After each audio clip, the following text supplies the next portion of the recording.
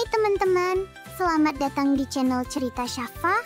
Dukung Syafa yuk dengan cara subscribe dan nyalakan loncengnya. Terima kasih. Lano diajak kakeknya memasuki hutan Papua yang lebat. Pepohonan raksasa menjulang, suara burung bersahutan. Kakeknya berkata, "Di sini banyak keajaiban alam yang harus kita jaga."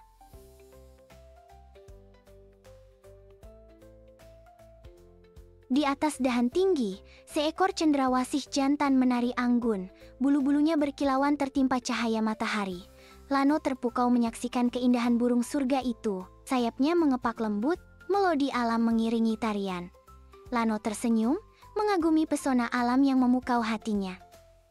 Seekor kupu-kupu raksasa melintas di depan Lano. "Itu Queen Alexandra's Birdwing," kata kakeknya. Sayapnya lebar, berwarna mencolok, sangat indah. Lano terpukau melihatnya terbang anggun di udara. "Kupu-kupu terbesar di dunia," lanjut kakeknya, tersenyum. Lano mengagumi keajaiban alam itu. Di atas perahu, Lano duduk di samping kakeknya. Sungai berliku membawa mereka perlahan. Lano mencelupkan tangan, merasakan air sejuk. Seekor bangau terbang rendah. "Lihat, Kek," serunya. Kakek tersenyum. Alam Papua penuh keajaiban. Lano melangkah perlahan, mendengar nyanyian burung dan serangga. "Setiap suara tanda kehidupan," ujar kakek. Dari balik pepohonan, terdengar kokokan burung maleo. Mereka bersarang di pasir panas, jelas kakek. Lano melihat tupai melompat lincah, seperti orkestra alam. Lano menunjuk ke atas. "Kek, ada hewan aneh." Seekor kuskus berbulu emas bertengger, matanya bulat. "Itu kuskus pohon Papua, pemalu tapi cerdas," kata kakek. Lano mengulurkan buah, kuskus mengambilnya. "Seperti boneka hidup," seru Lano senang. Hewan hutan ini unik dan istimewa. Lano ragu di ujung jembatan akar yang menjuntai di atas sungai kecil. "Ini bukan buatan manusia?" tanya Lano. "Akar pohon tumbuh kuat bertahun-tahun," ujar kakek. Lano melangkah hati-hati. Seekor burung kecil bertengger, seolah menyambut. "Seperti pintu dunia rahasia," gumamnya. Di tepian hutan, Lano duduk, melihat kunang-kunang menari di udara. "Seperti bintang jatuh," katanya. "Mereka berkomunikasi dengan cahaya," ujar kakek. Seekor kunang-kunang hinggap di jari Lano. "Wow, rasanya seperti memegang cahaya," bisiknya. Malam terasa ajaib. Lano berlari ke air danau yang jernih. "Airnya dingin dan segar," katanya. Ikan kecil berenang di sekitarnya. Kakek mendayung sampan. "Air ini dari pegunungan," katanya. Seekor elang menukik menangkap ikan. "Cepat sekali," seru Lano kagum akan kehebatan alam. Lano merentangkan tangan menikmati tetesan hujan. "Hujan di sini terasa beda," katanya. "Membawa kehidupan," ujar kakek. Air mengalir di antara akar pohon. Seekor kasuari melintas perlahan. "Dia tak takut hujan?" tanya Lano. "Dia sudah terbiasa," jawab kakek bijak. Lano menempelkan telinga ke batang pohon besar. "Ada suara di dalamnya." Kakek mengangguk. "Pohon ini bernapas. Angin berhembus, dedaunan bergemerisik. Pohon ini pasti ratusan tahun," kata Lano kagum. "Saksi bisu banyak peristiwa," ujar kakek. Lano memeluk batangnya erat. Di lembah tersembunyi, Lano mengikuti kakeknya. "Ada bunga langka," kata kakek. Lano melihat bunga hitam keunguan bercahaya. "Anggrek hitam Papua," seru kakek. Lano menghirup aromanya. "Cantik sekali." "Langka karena hanya tumbuh di tempat tertentu," jelas kakek bijak. Lano duduk di samping kakeknya, menikmati angin malam. "Ada makhluk kecil muncul saat gelap," bisik kakek. Sepasang mata berkilauan dari balik dahan. "Tarsius," seru Lano. Makhluk itu melompat cepat. "Pemburu serangga ulung," kata kakek. Lano terpesona. "Seperti ninja." Lano mencelupkan kakinya ke air segar. "Dingin." Kakek tersenyum. "Air ini dari gunung." Ikan kecil berenang mendekat. Lano mencoba menangkapnya. Seekor ikan melompat, sisiknya berkilau. "Itu ikan pelangi Papua," jelas kakek. Warnanya berubah tergantung cahaya. Lano masuk, senter menyinari batuan berkilauan. "Seperti istana kristal." Kakek menunjuk sarang burung walet. Mereka membuatnya dari air liur. Suara kepakan sayap menggema, burung-burung terbang keluar. Seperti dunia lain, bisik Lano. Lano melihat jejak besar di tanah. Apa ini, Kek? Kakek mengamati. Jejak harimau Papua. Harimau, bukankah di Sumatera? Sangat langka di sini. Di pohon, cakaran tampak jelas. Kita harus menghormati wilayahnya.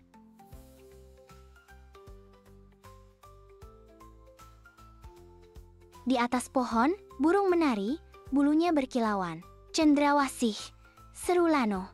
Kakek tersenyum. Jantan menari menarik betina. Burung itu berputar, mengepakkan ekor panjangnya. Seperti penari di langit, sayapnya berpendar tertimpa cahaya. Lano berlari di pasir putih, ombak menyentuh kakinya. Lembut, katanya sambil mengepalkan pasir. Di dekat karang, ikan badut bersembunyi. Mereka tinggal bersama? Tanya Lano.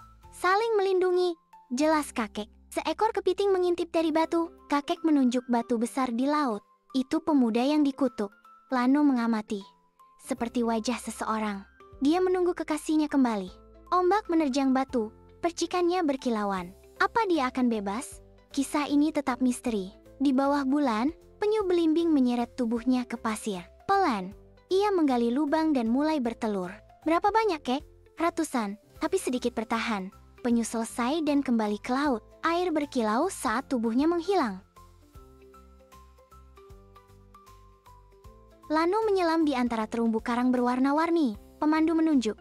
Lihat itu. Sesuatu mirip batu karang bergerak. Itu hiu wop begong. Hiu bercorak unik menyelinap pergi. Dia pandai menyamar. Kagum Lano. Lano dan kakek naik perahu kecil. Tiba-tiba, lumba-lumba melompat ceria. Lano tertawa, menirukan mereka. Mereka suka bermain ombak, kata kakek. Seekor lumba-lumba melompat tinggi. Tanda laut kita sehat, ujar Lano.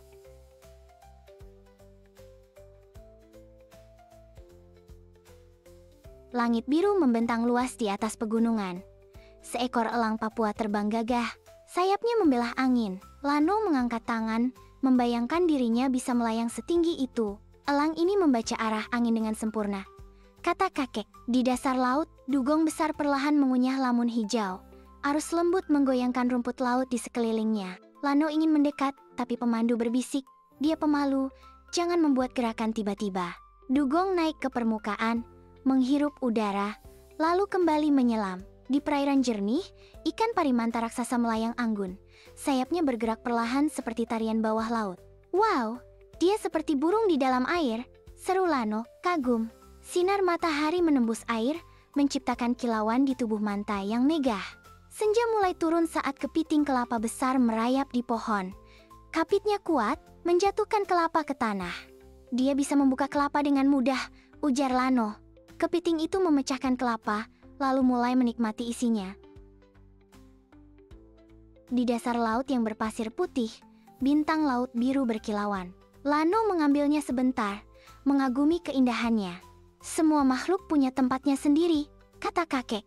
Lano tersenyum, lalu meletakkan kembali bintang laut dengan hati-hati. Di antara karang warna-warni, pemandu menunjuk sesuatu yang kecil. Lano menyipitkan mata, lalu melihatnya. Itu kuda laut kerdil, serunya. Warnanya menyatu dengan karang, membuatnya sulit terlihat. Dia lebih kecil dari jari kelingkingku, kata Lano kagum. Lano berenang melewati gerombolan ikan kecil yang bergerak serempak. Cahaya matahari membuat tubuh mereka berkilau seperti perak. Seperti tarian di dalam air, kata Lano. Gerombolan itu bergerak harmonis, menciptakan pola indah di lautan. Di perairan tenang dekat hutan bakau, ubur-ubur transparan melayang perlahan. Jangan sentuh tentakelnya, kata kakek. Lano mengagumi ubur-ubur yang berpendar lembut di air. Dia seperti hantu air, gumamnya terpesona. Dari dahan tinggi, burung rangkong bersuara keras.